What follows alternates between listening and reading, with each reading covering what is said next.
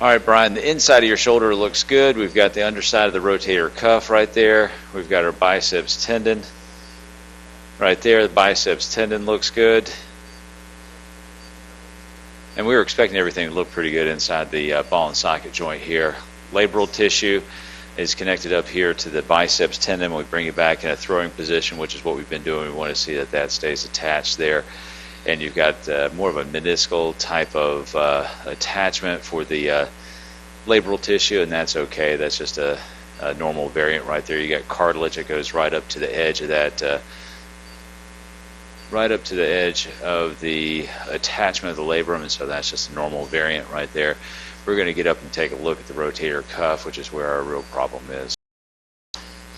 All right, this is up in the subacromial space. We've got the ligament here where you can see some impingement, and looks like it's probably just some bursal tissue right there.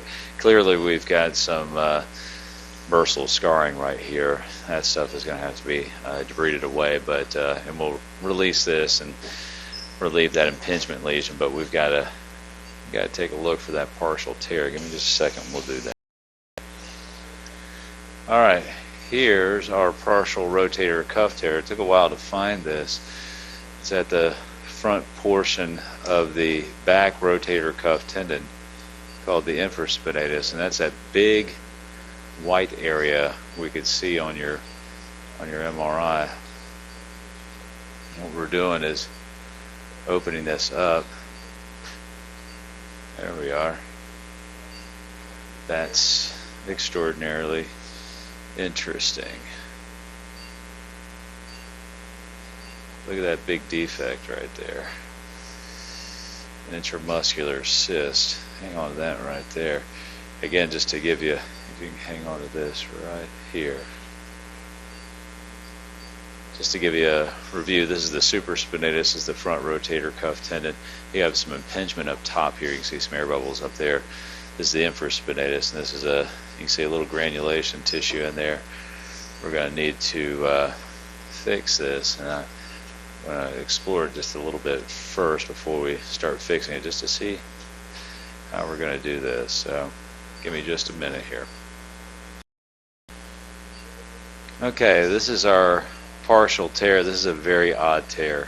Very odd tear. This is the portion of the rotator cuff that inserts on the bone out here. This looks normal. Your partial tear is over here. This is where we saw that hole, and this is that hole.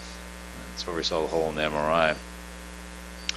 So what we're going to do is grab this tissue here and bring it right up into here.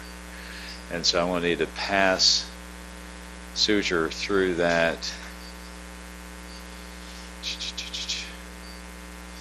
Probably a couple times I'll do a modified Mason Allen stitch to see if I can really grab that tissue well, and then we'll do a little side-to-side suturing in addition to that. Okay, let's do this. I'm going to switch my viewing portal, I think. Let me get this. Alright, we're looking from a different angle right now. You can see that hole right there. We've got some suture passed. Let's see.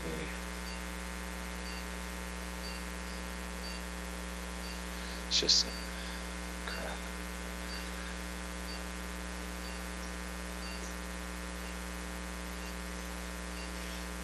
Let me look over to our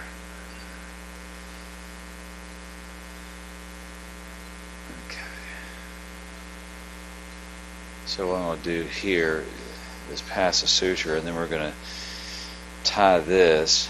This will be a side-to-side suture, and then we'll bring the tapes up and over, which will be almost like belt suspenders type of fixation.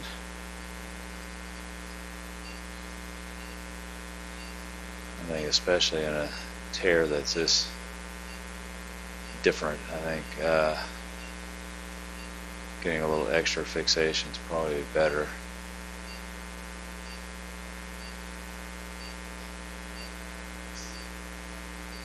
Okay. Alright, so I'm going to tie this down. Hey, they can go ahead and roll.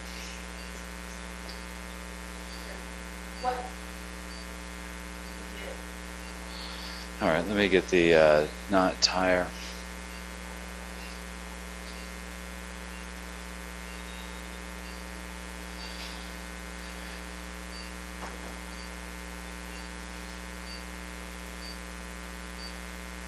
Ah, boy, that's coming back together beautifully.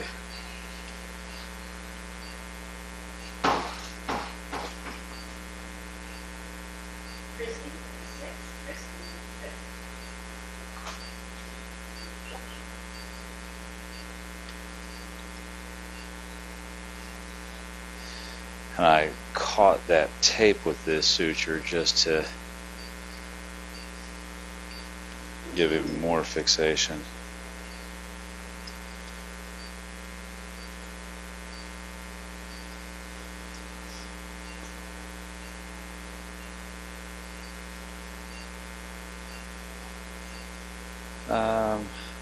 I may incorporate this into the anchor just to lay that knot down, if nothing else. Okay, now we're using a 70-degree scope right now, so that's why it looks just a little disorienting. Some of that stuff we've got to clean out yet. Alright, now let me get the suture retriever. You can see the muscle that the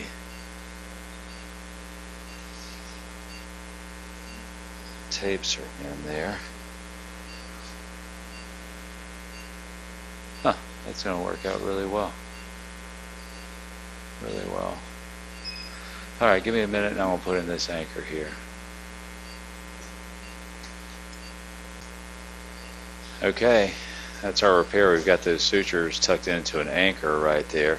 And you can see muscle from the infraspinatus, and I've tried to bring that line of action of the infraspinatus directly up and over anteriorly, just kind of from an engineering standpoint, have that pull be more of a direct pull.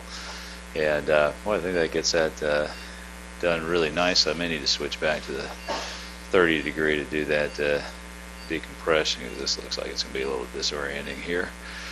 So I'm just going to do a little bit of a decompression. That's where we just get a little more space here, remove some of these fibrous adhesions, but I think that looks really good. So we won't start any therapy for the next couple of weeks. We'll just let everything heal, and then we'll see you back in just a few weeks. Take care, Brian.